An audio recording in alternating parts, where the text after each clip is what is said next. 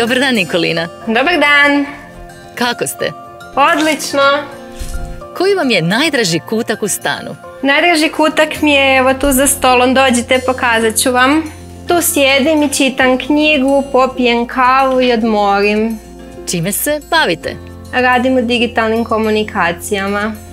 Koliko vremena dnevno provodite sami sa sobom i što radite? Pa obično nekih 15 do 30 minuta pokušavam svaki dan uloviti samo za sebe da se opustim uz knjigu i kavu i odmorim.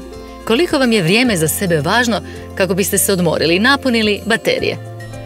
Iznimno mi je važno da se odmorim i da se napune baterije, da sljedeći dan mogu krenuti sa punim baterijama, a pokušavam onda i organizirati sve kako bi drugi dan imala više vremena.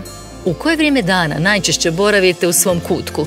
Najčešće je to navečer kad obavim sve obaveze od toga dana, onda malo sjednem, popijem kavu, počitam još koju knjigu i napunim baterije za sljedeći dan. Vaš savjet za sretan život bi bio?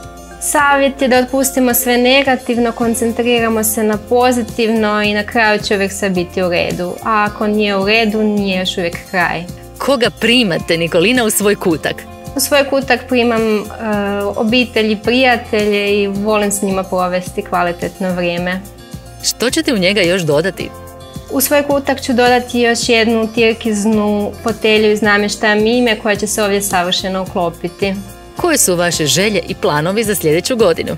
Ova 2020. godina nas je naučila da ne možemo puno planirati, ali u 2021. želim vam zato samo zdravlja i sreće, a sve ostalo će se posložiti. Možda i bacimo koje putovanje. Hvala, Nikolina, što ste nas ugostili. Hvala.